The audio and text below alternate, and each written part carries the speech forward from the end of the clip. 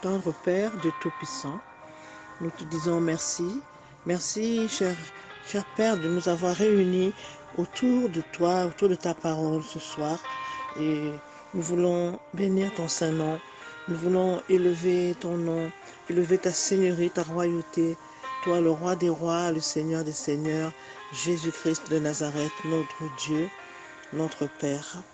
Nous voulons écouter ta parole, Seigneur. Parle-nous, parle à nos cœurs, parle à nos vies. Au nom de Jésus-Christ. Amen. Bien-aimés dans le Seigneur, nous nous retrouvons ce soir. Dieu est bon. Il est tellement bon de nous réunir autour de sa parole. Nous allons prendre nos Bibles dans le livre de Luc et nous allons lire Luc chapitre 23, verset 34.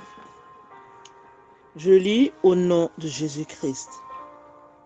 Jésus dit, « Père, pardonne-leur, car ils ne savent ce qu'ils font. » Nous allons nous arrêter à cette partie A du verset 34. Jésus dit, « Père, pardonne-leur, car ils ne savent ce qu'ils font. » Et Jésus s'adressait à son Père. Jésus est sur la croix, on vient de le crucifier, et à sa droite, à sa gauche, on a crucifié deux brigands avec lui. Dans toute sa souffrance, sa souffrance, tout ce qu'il éprouve, tout ce qu'il ressent, la souffrance, l'amertume, et cette souffrance, mais la souffrance d'avoir été flagellé, d'avoir été torturé, et ses bourreaux sont là, se moquant de lui, tout autour de lui, les magistrats, nous dit la Bible, les soldats, et il souffre, il a mal, et il souffre, il est dans de grandes souffrances incroyables que nous ne pouvons même pas imaginer. Mais, malgré toutes ces souffrances, malgré la souffrance qu'il a subie, qu'il est en train de subir, mais il trouve encore la force de demander à son Père de pardonner à ses bourreaux. Pardonner à ceux qui l'ont crucifié, ceux qui l'ont flagellé, ceux qui ont planté sur sa tête la couronne d'épines. Et il a mal, mais il trouve le moyen de dire, « Père, pardonne-leur, car ils ne savent ce qu'ils font. » C'est le pardon à son paroxysme. On n'a jamais vu des choses pareilles. Lui-même qui était innocent, qui n'avait pas connu le péché, qui s'était fait petit parmi les hommes, lui qui était Dieu, Dieu assis sur son trône de gloire avec son Père. Mais il a libéré le pardon. Quand Jésus a dit, « Père, pardonne-leur, car ils ne savent ce qu'ils font », le pardon de Dieu a été libéré. Dans le livre de Jean, chapitre 11, au verset 42, Jésus dit, « Père, je sais que tu m'exauces toujours. » Et nous savons que plusieurs fois il a dit et il a répété, nous le croyons, que Dieu le Père exauce toujours Dieu le Fils. Il a exaucé sur la terre et après dans les cieux, il continue à l'exaucer.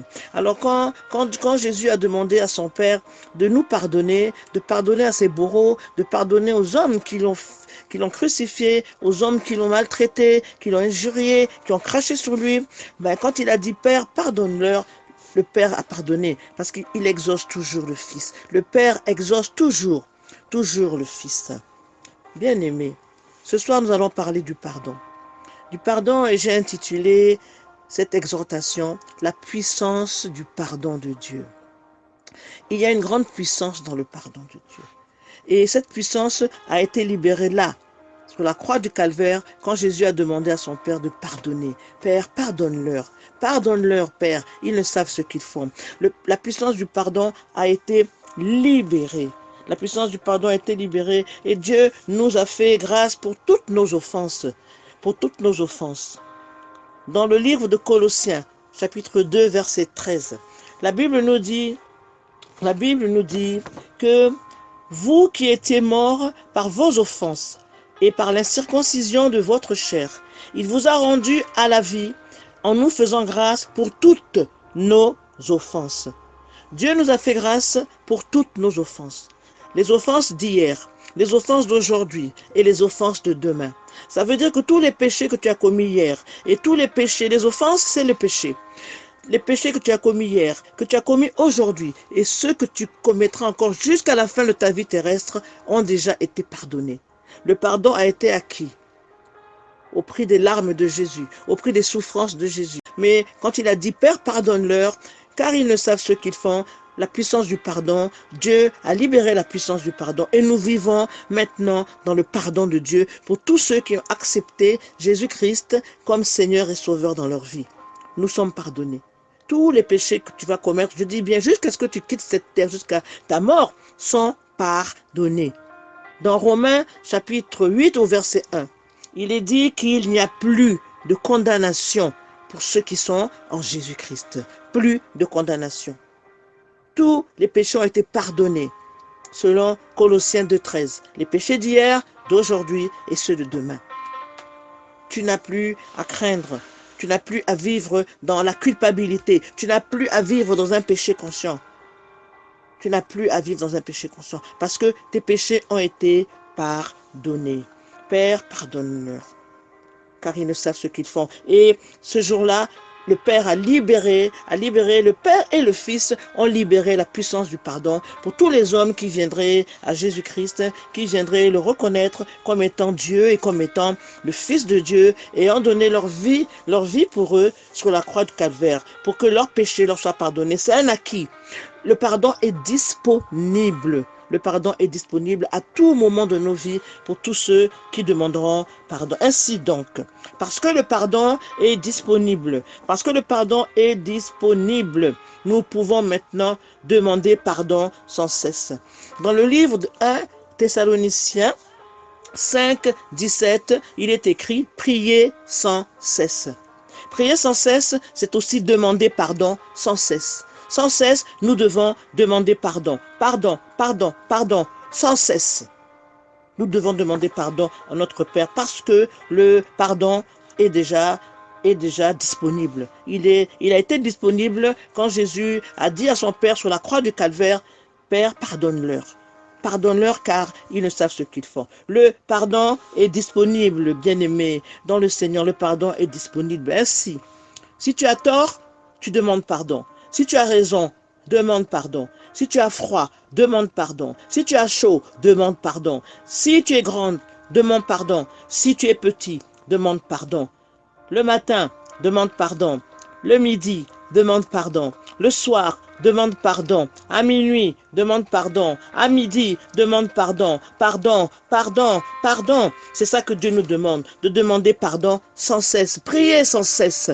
Priez sans cesse, demandez pardon sans cesse, sans vous arrêter, parce que le pardon est disponible. À la croix du Calvaire, quand Jésus a dit à son Père, « Père, pardonne-leur, car ils ne savent ce qu'ils font », le pardon de Dieu est disponible pour tous les hommes, toutes les femmes, les enfants qui demanderont pardon à leur Père au nom de Jésus-Christ de Nazareth, parce que le sang de Jésus a déjà coulé, le pardon est disponible, tu n'as plus à vivre dans la culpabilité, tu n'as plus à vivre dans un péché conscient, parce que le pardon a été libéré à la croix du Calvaire.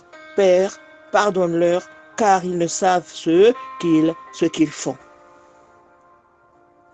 Nous allons prier. Tendre Père Dieu Tout-Puissant, que pouvons-nous te dire? Sinon, merci Seigneur.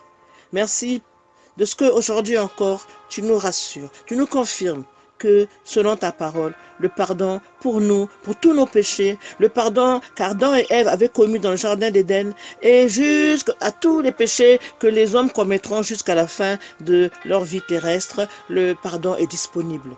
Le pardon est disponible, il est disponible hier, disponible aujourd'hui, disponible demain, jusqu'à dans l'éternité, parce que Jésus a payé le prix pour ça. Il a payé la rançon. Nous ne sommes plus coupables de rien. Alors Père, nous te disons merci. Merci Seigneur Jésus-Christ. Merci d'avoir payé la rançon pour nous. Merci d'avoir payé le prix pour nous, le prix du pardon, le prix du pardon, le prix du pardon.